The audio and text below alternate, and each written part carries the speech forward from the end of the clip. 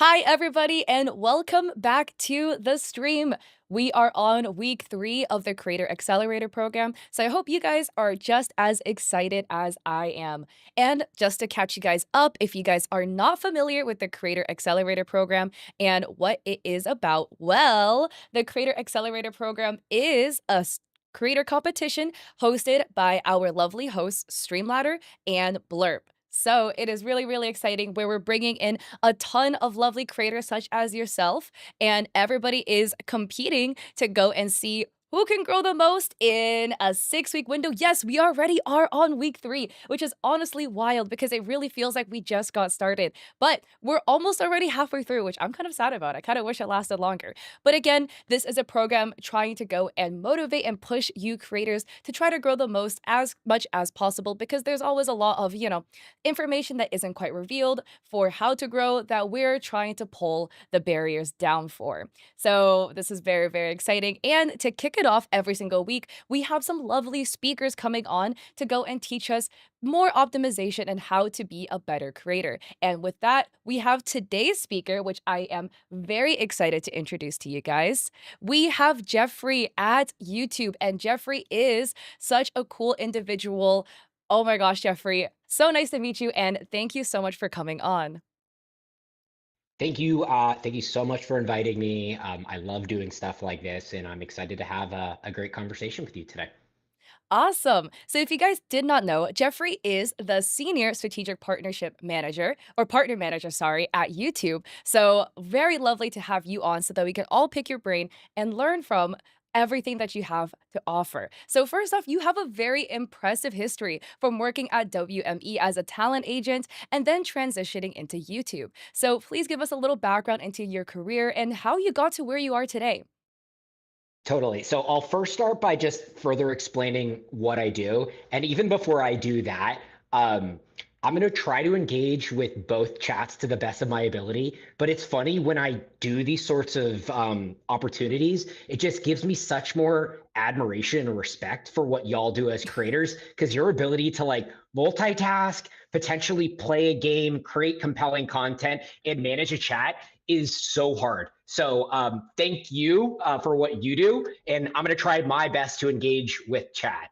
So quickly, again, what I do. So I've been on the YouTube partnerships team for ADHD helps. This is hilarious. Yeah. See, I'm already getting distracted. I can't look at chat. So I've been at YouTube for a little over 8 years. I'm always on the YouTube gaming partnerships team. And so my core role is to really work with the subset of live and gaming creators.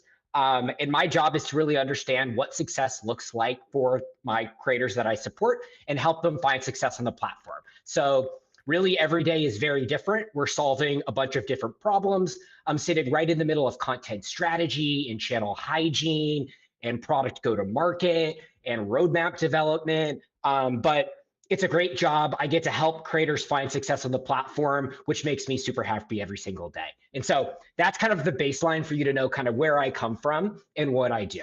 Um, my journey here has been long. So I, again, have been here for 8 years, but before that, I actually come out of the more traditional entertainment sphere where many, many years ago, I actually started in the mailroom at William Morris Endeavor, which is a very traditional talent agency. If any of you guys have watched the show, I hate this reference, but I have to use it. If you've watched the show Entourage, it's literally that. And so started in the mailroom, worked my way out of the mailroom, became an assistant, and ultimately was promoted to an agent where I was working with gaming creators on the traditional entertainment side, which was an absolute blast. Again, really enabled me to help creators find success. But when I was doing that role, it was working with creators and understanding kind of the power and content and community and whatever platforms they are creating, but ultimately helping them champion opportunities off the platform. So everything from the TV show, the book deal, the brand deal, things of that nature, even merch, and learned a ton. Absolutely love that, but really wanted to get kind of closer to the product and closer to the platform, which is why I transitioned again a little over 8 years ago. And I'd say the role was very similar, kind of moving from an agent to a YouTube partner manager. And a lot of times I explain this role to somebody on the outside that I'm kind of like an agent or a manager on behalf of YouTube. But really now it's through the lens of YouTube. So I have this opportunity to really roll my sleeves up, understand the data, and help creators find success through the platform, no longer really needing to worry about kind of everything that's on top or separate. I love that. I love how it literally was, like, from the mailroom to here, and you were like, "I want Yeah. to get closer to what I'm doing, so let me just literally get behind the scenes at YouTube." I love that. So, for Yeah. those who aren't fully familiar with your role, could you explain to us what your role at YouTube consists of? Totally. So I alluded to it a little bit, but again, every day is very different because the problems and challenges and what success looks like for all of my creators is very different. And I think that's exciting. You just don't know what you're going to wake up to and how you have to solve those problems. But again, like the core is really working with some of the top live and gaming creators on the platforms, folks like Valkyrie and Tim the Tatman and Ludwig and Courage and Creekcraft and Lana's Life, whom are call it live first multi-format creators, where live is really at the core of their business. It's the engine of content that fuels their business, but they're all multi-format. A lot of them are multi-channel, where both videos and shorts, in addition to live, are driving kind of the overall success of what of on YouTube for them. And so I'm really in the weeds with them, helping them understand how to optimize across channels, how to optimize across formats, looking at the data and analytics at videos and at the channel level to try to identify kind of trends, what's working, what's not, so that you can kind of find opportunity moving forward. We're constantly on the YouTube side bringing a ton of new products or launching a ton of new products and helping creators kind of understand like what are these products? Do they make sense for my business? If so, how? And then really kind of working closely with our creators to understand like what are their needs, what are we missing, how can we do better, and helping bring that information in and kind of bringing it back to the larger team. So that the needs of all of the creators on YouTube, but definitely the partners that I'm working with, are met. Awesome. I love that. And I love how you mentioned these are like, the people you're working with are very multifaceted creators across all platforms, short form, long form, and coming all together, bringing all the content together because this is something that everybody I feel like really wants to learn more about and more from you because all these creators here are juggling multiple platforms, etc. And like YouTube is the platform they really want to crack down on and learn more about. So I would love to dive more into YouTube and YouTube strategy with our expert Yes. here. So, I was stalking some of the stuff that was written about you, and you have a Business Insider article where the stuff that you talked about was so interesting. I like opened my mind, and you mentioned that a creator's presence on YouTube can be the engine to help them drive all their other business ventures. And I firmly agree with that because I truly think like YouTube is like the center of like the creator like the creator universe essentially and like where your platforms and your videos are revolving around. How would you recommend creators use their YouTube platform if their goal as a creator is to grow? Great question. Before we answer that, I'm going to attempt to engage with chat across both platforms. I'm curious, just like via chat activity, like who is actively streaming on YouTube today? And there's no hard feelings. Like it's okay if you're not. Give me some engagement in chat if you're streaming on YouTube, and that's okay if there's a no. And from there, I'm also curious, like who's uploading videos consistently and who's uploading short form content consistently. Um, it helps me just kind of pulse check the audience a little bit. All right, we'll give it a second because my ability to multitask, read, and respond is not nearly as good as everybody else's. I put a poll Maybe up call me a in boomer. Twitch chat that you guys can vote. Okay. Boomer. Okay. Okay. All right. So seeing some short form, seeing some vertical, seeing some long form, it's a little all over the place. So the great news is that that's okay, and there really isn't a right answer. I think one of the unique things about YouTube is that we're a platform that you can kind of do everything. You could create long form content, you could create short form content, and you can go live. And to be honest, I think that's both a blessing and a curse.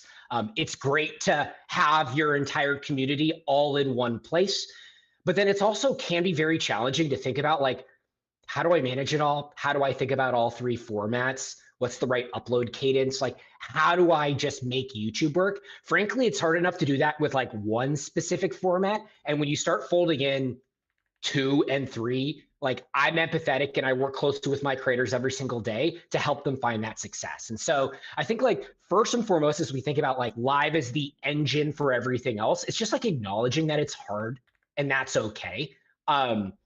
The other thing that I kind of think about when I'm kind of working with my creators to kind of balance and strategize around all three formats is really taking a step back and like one, trying to understand you as a creator, like what are you looking for? What is important to you? And there's trade-offs in everything, you know, or is audience more like audience interactivity more important to you? Is reaching new viewers more important to you? Is money more important to you? I think all of these are important to everyone, but like trying to prioritize a little bit around that. From there, what I also use to kind of format all three formats is just like getting very real with what each format is good at. I say that like all formats can do everything. However, if you really dig into the uniqueness of a live stream, the uniqueness of a video, the uniqueness of a short, they are particularly good at certain things. And if a creator can do all of it, I think it can be incredibly valuable. However, if you need to prioritize certain things, maybe for bandwidth, maybe for whatever reason, I think it's just like being real with that. And so, like for example, shorts or short form content. I think we can all agree like that's incredibly valuable for like new audience discovery, like top of funnel. How do I reach more viewers? Great. Videos, because you could run ads and they tend to be evergreen and a little bit longer, videos tends to be really strong for monetization. That's content that you could be uploading to YouTube. And if you are actively uploading to YouTube, you may see this trend where you may upload a video on YouTube today, you may perceive it, call it dead for 3 to 4 days, and then all of a sudden it'll take off. Then it may dip down. And then a year later, the algorithm could start recommending that content again, where that same evergreen content is continuing to make money for you. And then the last thing is live streaming. That I think, as we all know, is just like so great for deep, like audience interactivity, community, and fandom. I also want to acknowledge that like all three formats are very hard and challenging, and just because you're good at one doesn't mean you're good at other. And so we've seen creators struggle, even the biggest creators struggle in trying to do one really well, and then trying to move over to the other. So if you are feeling that, know that you're not alone. I think kind of coming back to the core, and I kind of look to Ludwig as a great example who does this. Like one way to really optimize for all three formats on YouTube, if you want to be producing content across all three formats, is like go into live streaming with a plan. I think that's super, super, super important.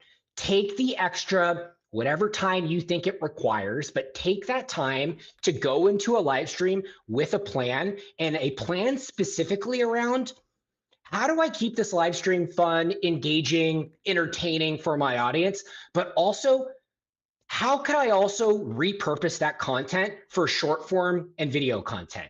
And I think what we see very often is like the easy out is just like shorts and clips. I'm just gonna like clippable moments and turn those into highlights. And I think that's great, but I push on the audience and I push on everybody here to really think more deeply around like, how do I make that short form content more compelling and kind of have that in the back of my mind as I'm live streaming? And even more challenging, like if I'm going into this live stream today, how do I ensure that I can get one good long form video out of this that I can also publish on YouTube? And I think kind of going in with that plan and taking the time and staying consistent, you're really setting yourself up for success and multi-format success on the platform while still taking advantage of like all the different values that each format offers. Wow, that was like such a massive drop of knowledge for all of us. This is amazing. Thank you for sharing. I really love how you mentioned that, like, everything that YouTube offers, short form, long form, and live stream serves a different purpose. Like you were saying with short form, with like more discovery, and long form for monetization, and live streams for connecting with your audience and building that fandom and getting like a deeper connection. I love the difference. And I also love how you mentioned that like a lot of creators are experts in one, and then the moment you swap over to another, like between expert and short form, but the moment you swap to long form, it's like suddenly you're treading new waters and you don't even know really what's happening. Thank you for mentioning that because I feel like a lot of times as creators, you're doing one thing and then, you're like, okay, well, everyone says I should be doing long form too, so I'm gonna try long form. Oh no, why does my long form video suck? Like, and Yeah. it can give you the imposter syndrome, but it's not even like you're doing anything wrong. It's just normal as a creator to, you're learning how to walk again because it's a new medium. And I love all, especially your advice about live streaming, of going in with a plan, guys, making sure, like you were saying, how can I get a long form video out of this? And how can I make my audience the most entertained with this one live stream? I think that is something that would really help creators with live streaming. And speaking specifically of live streaming and like, the layout that you just gave us, do you have any more like specific tips or advice to help creators succeed in YouTube's live streaming landscape? Man, great question. I think it depends on where you are in your live journey and how it fits into your overall format. But let's just say you're already actively streaming on other platforms and you've kind of made that 0 to 1 decision that, like, I like live streaming. I'm excited about it. I want to keep doing it. Maybe I'm already finding success on other platforms. And now you're considering streaming on YouTube in addition to wherever else you're streaming. I think, like, first and foremost, like, when you come over and you start using our tools, it's going to look and feel a little bit different. And that's okay. Like, it's going to take a little bit of time to kind of get comfortable to how it might be different versus what you might be using on other platforms. And so I would even go so far as, like, before you live stream on the platform, do like an unlisted test stream to maybe like a few friends so that you can like actually test what is it like to go live on YouTube, like through the YouTube system. I think that's one, super important. And then two, know that like leaning on the third party ecosystem, and all the different like alerts and softwares and tools that you are using most likely also work with YouTube. So it's just a matter of optimizing that content for the YouTube experience, or that product, whatever you're using for the YouTube experience as well. I also want to acknowledge that like managing two chats is incredibly challenging. We hear that often for creators that are trying to simul stream. I'm literally trying to do it right now. I can barely manage one. So doing two, I give you all so much kudos. But I do think it's important to manage both chats, and it's important to give both or multiple platforms a quality experience in whatever that means to you. So figuring out how to do that is going to be really, really important. There's a lot of great third-party softwares that allow for you to kind of merge chats together. Mhm. So doing that, and then yeah, from there, like, you're kind of off to the running. And I'd say we offer most of the product offerings that other platforms also offer. They may be called something different. Like, we have memberships where other platforms call it subscriptions. We have moderators, so we have a lot of that stuff. It's just kind of understanding it and figuring out how to use it, and know that there might be a learning curve, which you should just push yourself kind of to test first to kind of get there and feel good about it. Got it. I love how you mentioned to do an unlisted test stream because a lot of people, like people in chat, are saying they didn't know that was a thing. So, Ah, yeah, speaking of that, like, are there any features on YouTube you think creators are underutilizing? That was one of them that a lot of people didn't even know about. oh God, I love this question. I mean, so this is not going to be specific to live. I want to take a step back and be like, what are some of the features that I just know my creators are not using yet?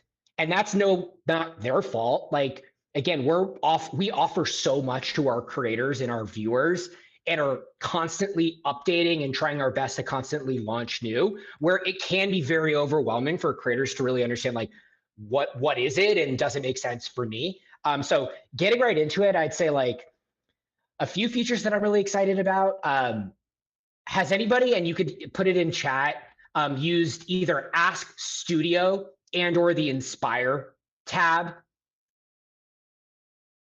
And maybe no, maybe yes. It's either Ask Studio, and by the way, I don't know how fully rolled out these features are. I know some people may have them, so they might be geo-locked. We might have a global audience. Well, I'd say like those are two really strong features that I'm excited about, where they are like AI-powered creative partners. And the goal of those features is to just be a creative partner for you to help you kind of brainstorm everything that we're talking about today, kind of through YouTube data that is on at for your channel. So I'd say like it's not fun, or it might not be fun kind of thinking about creative and doing it in isolation if you don't have a friend or a creative partner to do it. So I'd say both of those features are great. Um, I'd say the community tab or community posts is another one. I don't know if anybody here has used the community tab or the community posts, but it's okay. It's kind of like a Reddit, Discord, um, but for YouTube, I'd say. And why I think it's really powerful is it's a way to continue to communicate and stay engaged with your YouTube audience broadly in between uploads. So creators are using it just to like gut check games to play, like types of content to create. Creators are using it to like post behind the scenes stuff. Creators are using it just to like say hi to their fans, but it's or their audience. But it's been a really valuable tool again, just to like stay engaged with your community in between uploads. And then the last one I want to call out is, and I'm probably going to call this the wrong thing, but there's a video linking feature in Shorts, which gives you the ability to link a video or a live stream to whichever short you're uploading. Now, keep in mind, like you could only link your own videos and your own live streams. So you can't like link other people's. But this is a really powerful discovery tool. When you start to kind of connect what we were talking about before, like the power of shorts and new audience discovery, and then tying that back into live streams for deeper fan engagement or for videos for monetization engagement, it's a really strong tool where you just literally, the user gets the short, sees the video or the live stream, and then has the opportunity to click right in. And so we've seen a lot of success with creators using that. And you can update that too. So like if a short continues to have legs and generates views, you could actually like change the video that you're linking or change and update the live stream over time. Wow. Thank you for this rundown because a lot of these are things that like maybe I put a poll up in chat for the Ask Studio and the Inspired. Some people said they used it, some people said they haven't. These are all like great tools that YouTube is rolling out. Personally, I love the tools YouTube creates, but I think the linking long form related shorts where you link a long form video in the short form, Yep. it's such I think it solves such a big like a problem YouTube had where like you wanted the shorts had the discoverability and you wanted more from the discoverability because a lot of shorts already the YouTubers are pulling it from long form and it was like Mm-hmm. I just need a way to connect it to the video and like you'd put it in the caption, not everybody opens it. That such a huge change for creators and I if you are a creator and you do short form and long form content on YouTube and you have not tried the related shorts feature yet where you link the video, do not sleep on that. I actually think it's so pivotal for you for maximizing the transition between the short form discoverability and then getting them into the long form to like and I think long form is great for converting, a new person who's like, "Oh, I just stumbled across this channel," to like, "Oh, I want to subscribe." Do Yep. not sleep on that. Yep. So, Yes. going into we're talking more about your role at YouTube. A lot of your role consists of the product and creator feedback loop. And I would love to Mm-hmm. hear like a real world example about how creator feedback shaped an existing product. Yes, and I think that's like particularly interesting within live, where I actually think we've come a long way in the last few years improving our live product to have just like a really, really strong offering. And I think a lot of that was done through just listening to creators, being humble with where we are at, and ensuring that that feedback bubbles up to our product teams, whom are hungry to hear and be inspired around like what do our creators want, so that we can build in the right direction. I think one feature that we're in the middle of doing this with right now, and it has been announced, so I'm not oversharing, but I will be sensitive around what I can share because we're Mhm. in the middle of bringing it to market. Last year at Made on YouTube, which is an event we host every year in September and kind of give a rundown of what to expect, a lot at the product level for the upcoming year, we announced a feature called multi-aspect streaming. And that's the ability for if you are a desktop horizontal streamer. I like using the phone because it's easier this way. Horizontal streamer. Now you can also stream vertically in YouTube in the shorts feed specifically. And so it's this idea of being able to continue to do what you do as a creator. If you're streaming, call it horizontal on desktop or even IRL, and meeting you as a creator where you are at, not asking you to kind of like change how you go live, but then also tapping into the opportunity to discover a new audience through shorts and short form content, which we keep coming back to, like short form content being such an unbelievable audience discovery vehicle. Prior to that feature being announced, know that we worked closely with a subset of creators to really kind of like stress test everything. Because as you could imagine, it's a very complex product to get right. How does that work with multiple stream keys? Can it work with just one stream key? Do I need to be doing it in OBS with third party for like a vertical UI with a like Adium? Or can I do that all inside of Live Control Room? Should the chats be separate? Should the chats be merged? There's how do the data and analytics look like on the back end? And so those are all really, really important questions that impact you as a creator and your audience. And so it was very important to us. It is very important to us to get this feature right and bring it to market right. And so we spent a lot of time working with creators under NDA, showing creators the product, asking them to test it so that we can really stress test a lot of these hypotheses and ensure that like when we do this, it kind of meets the needs of y'all. Ooh, I really love that. I really love how it involves so much like creator usage and creator testing to get the product right. Cause like you're saying, there's a lot like the stream key is everything. There's a lot of like moving parts to this. Thank you for sharing like how working with creators has led to the development of an existing product. Remember the announcement of that, and that was like a game changer. Like, oh wow, like wait, this is actually so exciting because now the lives will also show up in the shorts feed, and that's so cool. If Yep. creators have features they would like built, how would they go about providing feedback for this? That is a great question. I wish I had a good answer. Mhm. If you have a partner manager or if you're part of the community partner program, the CPM program, I'd say always bring it to your partner manager. That's what we're here for. Otherwise, I actually think we need to do a better job of kind of capturing some of that feedback at scale. Got it, got it. I'll be very excited to see if there's any like anything in the future of like, oh, capturing like larger feedback because I think the feedback is so cool, right? And Yeah. again, love when platforms listen to creators and it's like, hey, we hear you, and here are like the changes that you would like and new features that you're looking for. So moving into more creator related questions, YouTube Yes.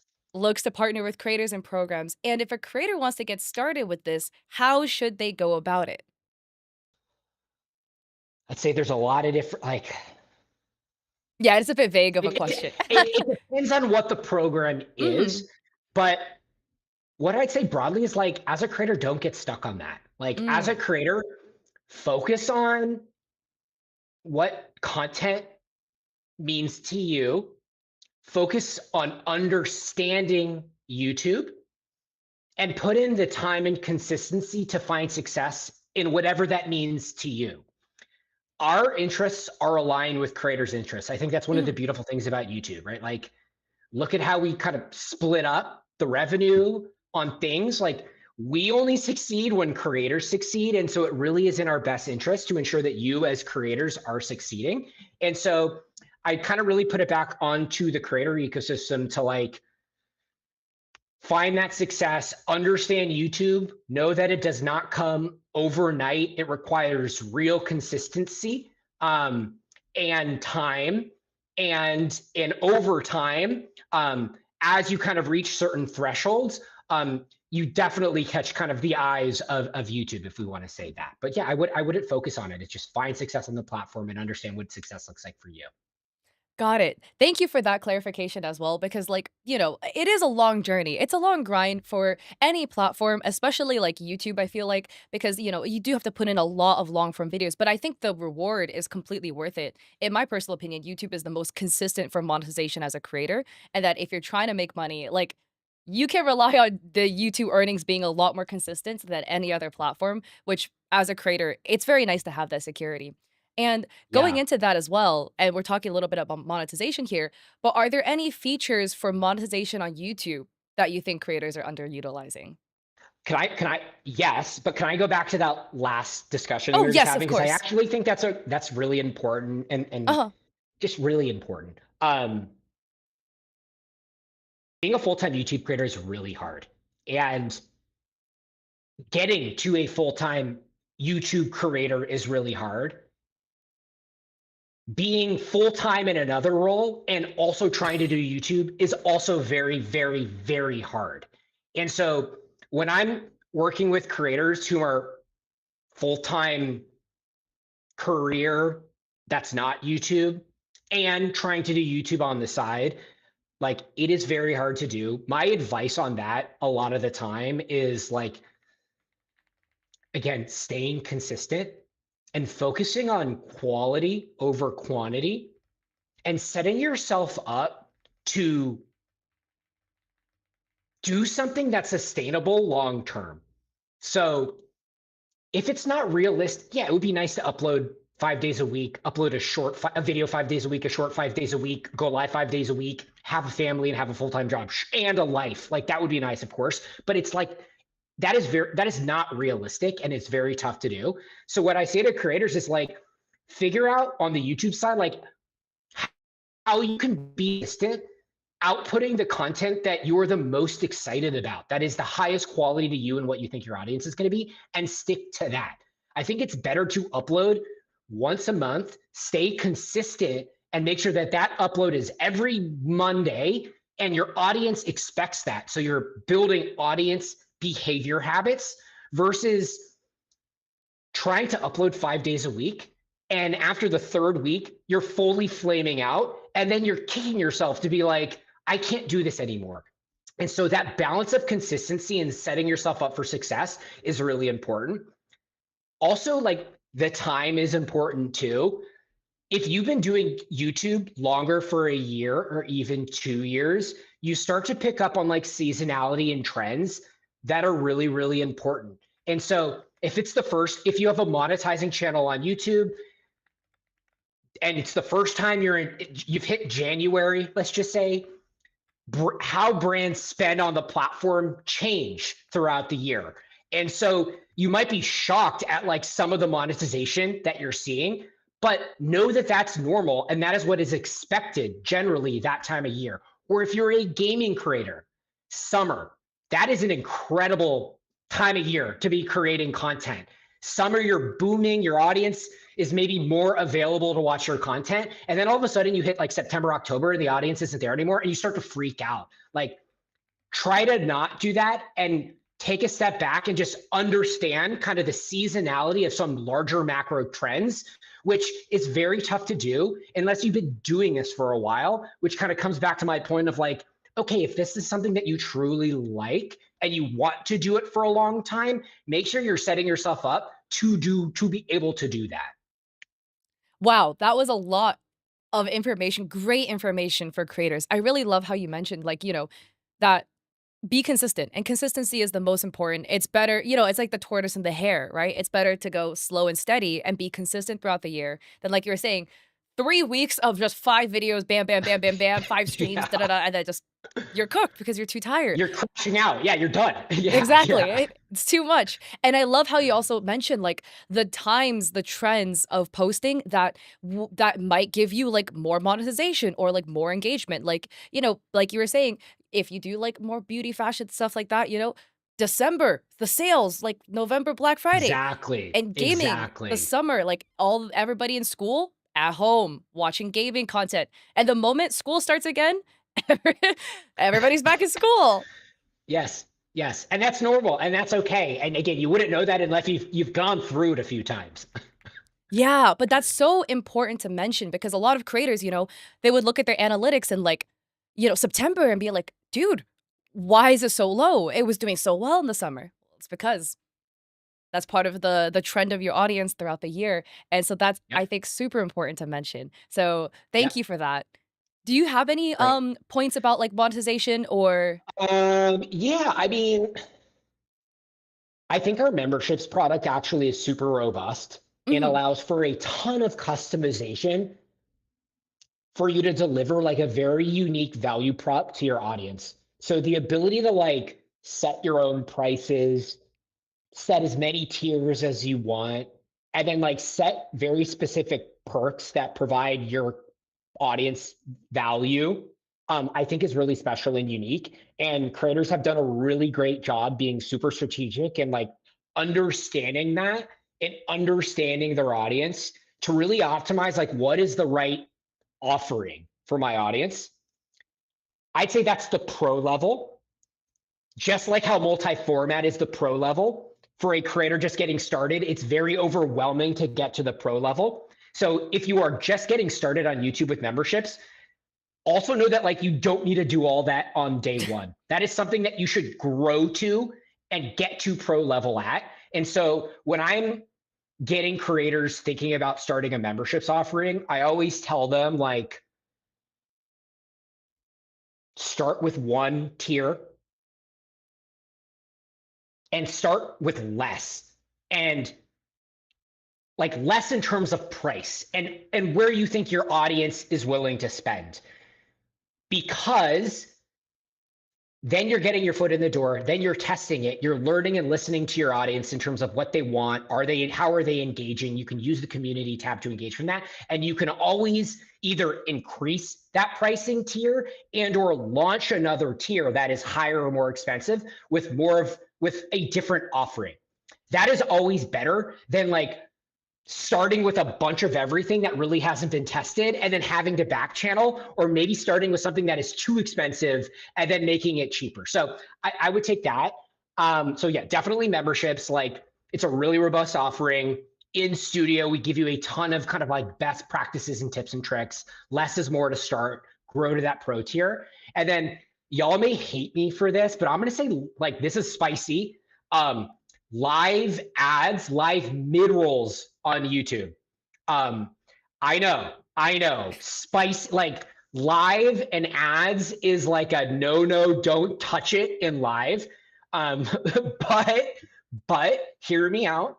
What I'd say is that just like how we've taken the approach with multi-aspect streaming, we've taken that similar approach with live ads, having worked closely with creators for a long time to really understand kind of what the needs are for creators and their audience, and have spent a lot of time figuring out like what's the right way to do this. And YouTube is great at a lot of things. We are really good at ads. And so trust me when I say like this is something that we don't want to mess up, and we've gotten pretty good at it. So if you don't want to run ads, I'm not saying run ad, like don't do it. But if you're interested in running live mid rolls, you should try. And if you're looking for a barometer, like is this working? Is this not? I actually think the best barometer is your live chat. Like if you're running live ads and your live chat is complaining, okay, that's a signal. And then it's kind of up to you to decide whether it's continue to be worth it or not. But you might find that they're actually not complaining, and then that's a whole other different opportunity to consider. I love that. Like ads and ads during lives, it is a hot take. It is a hot take. It But is. at the end of the day, as a creator, like a lot of it is hobby, but also a lot of it is, like you're trying to make it full time. You need to make money in this economy. So a lot of times, if you're running an ad, your community understands and they're like, okay, we're just gonna sit and twiddle our thumbs. Please don't say anything important while I'm gone. Haha. And then it's kind of like a win for both parties. I also love how you mentioned that, just feel it out with your audience, experiment, change things. If you're just wait for the audience feedback. If they're not mad about it, it's a win-win for Yeah, everyone, right? So exactly. I absolutely love that. Now regarding some more monetization about YouTube and Yeah. brand partnerships. How would you recommend creators seek out partnerships for their YouTube channels? So I will say full transparency, I do less of that Mhm. today, but I did a lot of that when I was working as an agent at WME. So that's my context that I'm going to set. I'd say like one, depending on whether you have an agent or a manager or not, make sure there's a way for a brand to reach you. A lot of times it's very difficult for brands to actually reach creators. So however you want to do that, I defer to you, whether that's on the channel, like whatever it is, you're going to find your own solutions. But just know that like if a brand can't reach you, there's no way for them to work with you. So like figuring out how a brand can reach you if they want to work with you is really important. And then I think like honestly, like not overthinking it and truly, this might be a hot take as well, being yourself and putting out the content that you want to put out that you think your audience is going to want to see is going to be best. Um, because in theory, that should attract brands that are excited about the content that you're already creating. Thus, whatever the partnership could be is going to feel a little bit more organic versus potentially doing stuff that makes you feel uncomfortable or that your audience may not resonate with, which is certainly not sustainable long term, which then may attract brands that you don't want to work with. So I really think it's like making sure brands can reach you if they want to work with you and just like continuing to focus on content and finding success on YouTube and growing. And kind of through that, hopefully that is the microphone and the funnel to drive kind of brand partnerships.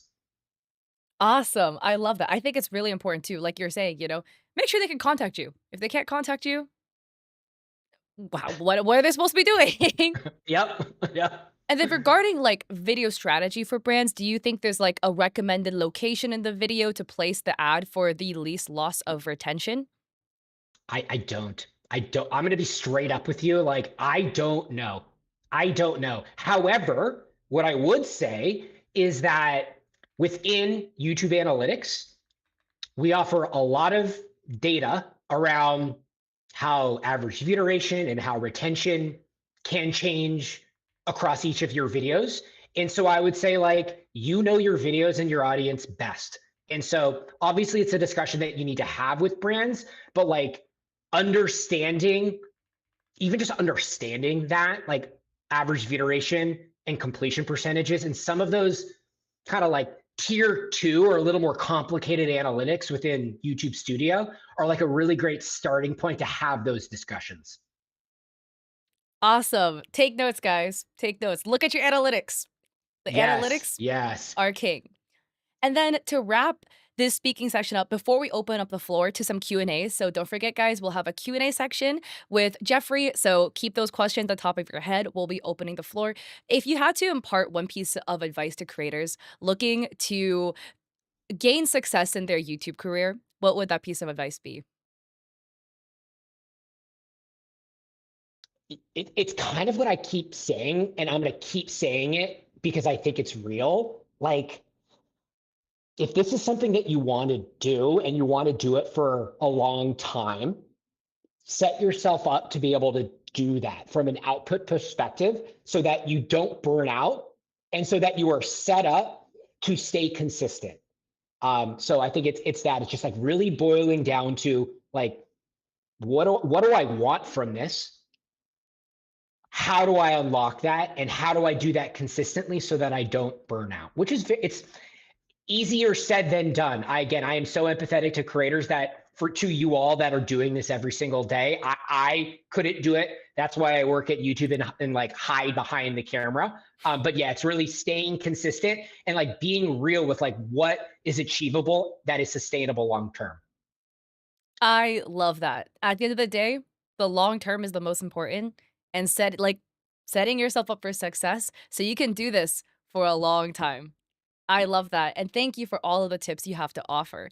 Now, let's open the floor up to the Q&A section because I know a lot of people had some very, very good questions, and since we have such a good resource here, would love to go and pick your brain about it. So, let me go grab some questions. We had one, um And we'll look for like some more kind of like YouTube strategy type stuff because some of the very, very specific thing, like super, this is my channel related, might be a little bit harder to answer.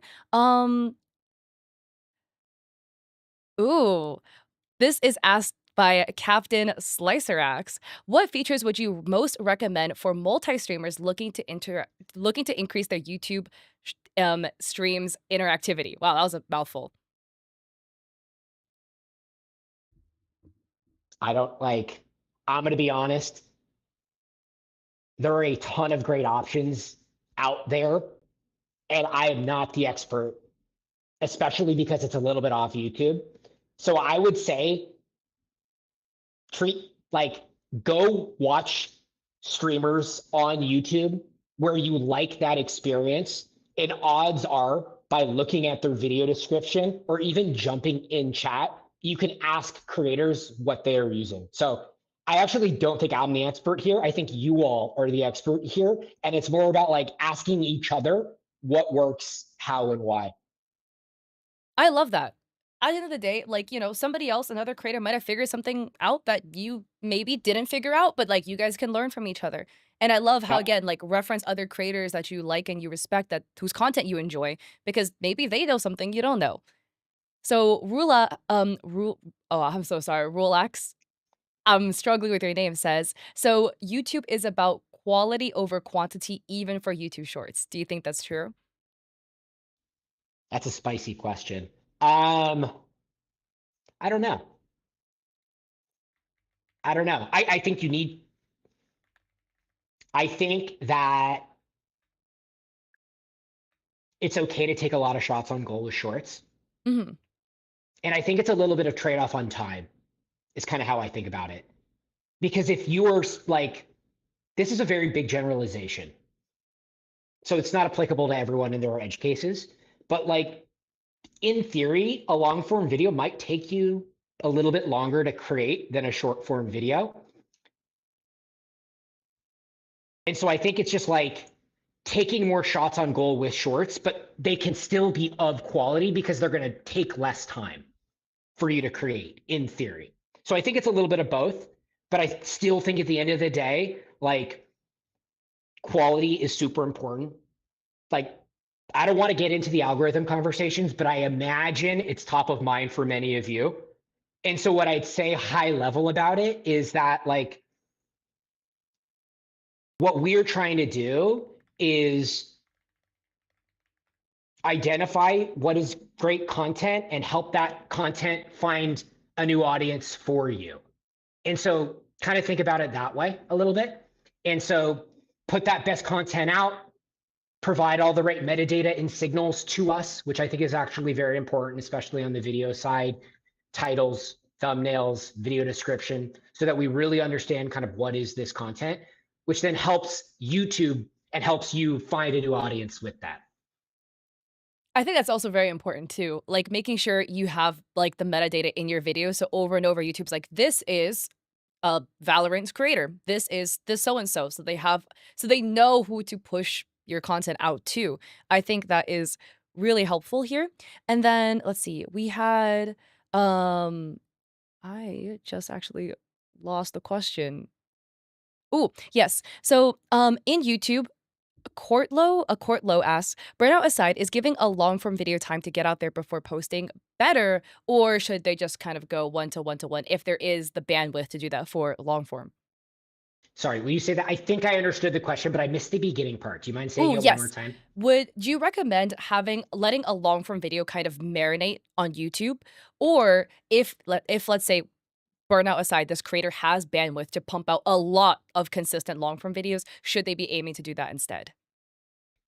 Yeah, it's a really good question. That's something that I navigate every single day with my creators whom are multi-format, multi-channel, and are at a place where they have a team to support the bandwidth to output a lot of content. One, again, I think it's focused on quality over quantity. So don't publish a bunch of content just because you can. You have to ensure that each piece of content is good and you are proud of it, and publish it and move on to the next one. I'd say generally speaking, It's a very nuanced question. I'd say it's very tough because like I don't have a good answer for you, I guess is my answer, because I see my creators that are uploading every single day videos, that are uploading shorts every single day, they're uploading live streams every single day. They can do it and they can find success. Now, one thing I will say is test, always test, because YouTube is very unique and different to each viewer and each creator. If you are pivoting or changing strategies and you are thinking about increasing upload cadence, decreasing uploaded cadence, changing when you go live versus video, don't just like go in and full send it. Really test and ask your audience, even through the community tab, what might work. And after that, look closely at the data and analytics to then decide if that was the right decision or not. Because there's no one size fits all, there is no silver bullet, which again I think is one of the challenges of YouTube being real. We don't have this like, if you do this you will win. The importance of really being a student of the game and understanding and getting close to that data to test is really, really important. I think that is definitely very, very interesting because like we were saying, besides just going like absolute ham, with pumping out the content, like there's a strategy involved in it. And that, like implement the strategy when it comes to like putting out the content and things like that so that it's not just like working hard, but working strategic, working smart alongside it. This one might mm, I don't know if you can answer it, but it is a curious Okay. question as well.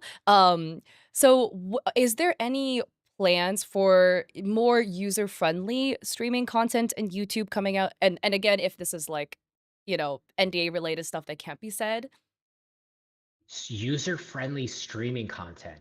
I'm going to be like honest, I don't know what tools. that means. So like Oh, more simplified versions of the tools.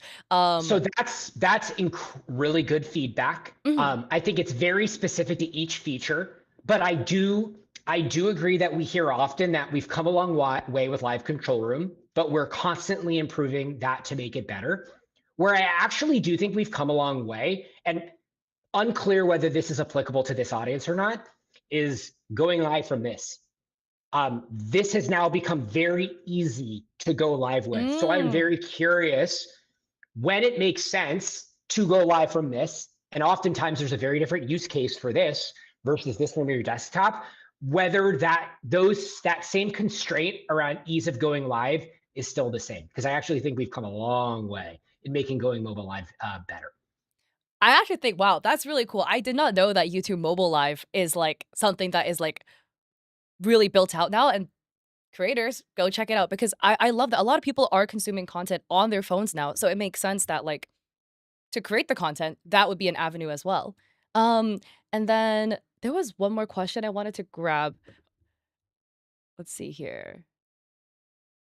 Yeah, I stopped reading chat again. I don't know how you all do it. Like I'm lost. Mm, in terms of, like, tagging your content and videos with metadata, one of the things that is often used are, like, hashtags. Do you think there is, too much to be used? And if so, is there a sweet spot?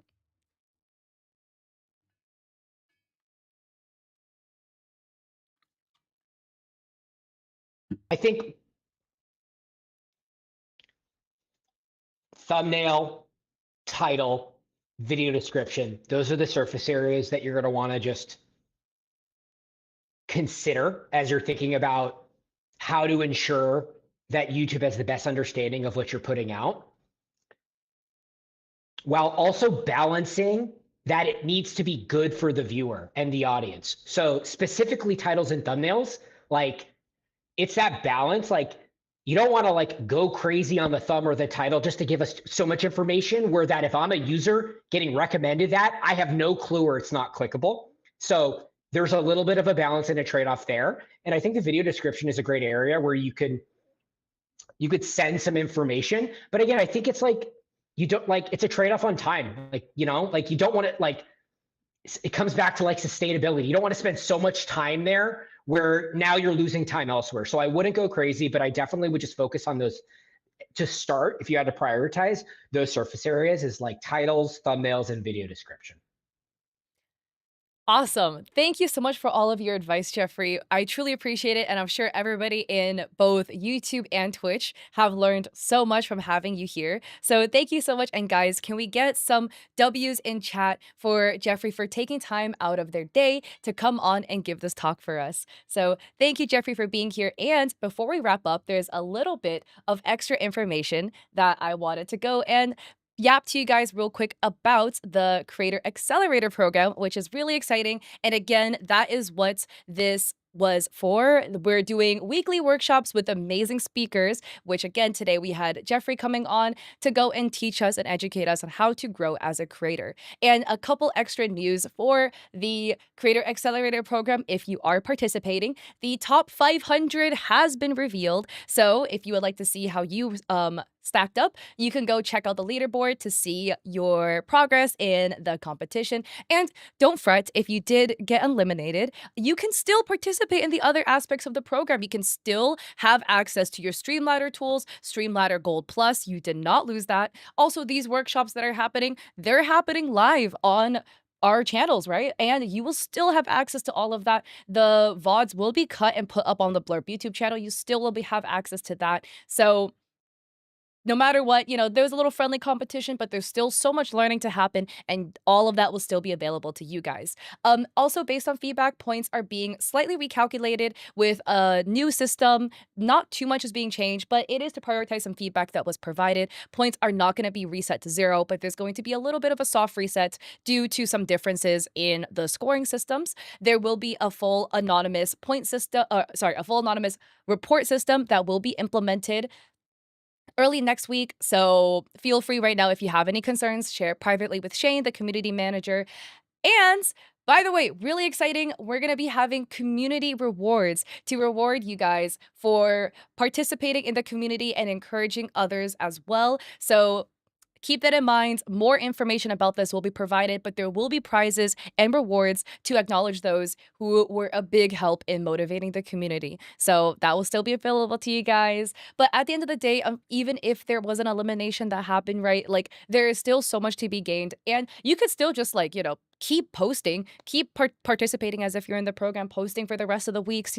This is really to help you guys grow as a creator and to build up good habits, because good habits will last a long time. And exactly like what Jeffrey was saying when we were doing the workshop, right? But consistency is really important, and making sure you build those consistent habits, getting the content out there and doing it in a sustainable way so you don't burn yourself out. So with that, thank you everybody for being here again. I truly appreciate each and every one of you guys for tuning in. And tomorrow we will be having another workshop, Friday, March 13th at the same time, 4 p.m. PST, and we will be talking about how the top 1% on TikTok monetize and engage their viewers, featuring Quit the Build. So very excited for that. So if you want to be there, tune in. If you can't make it, it's totally okay. The VODs will be completely immediately available. The videos will be up on YouTube so that you guys can still check it out. And again, humongous thank you to Jeffrey for coming on today to do this talk. Thank you everybody for being here, and we will catch you guys tomorrow. So peace out, guys.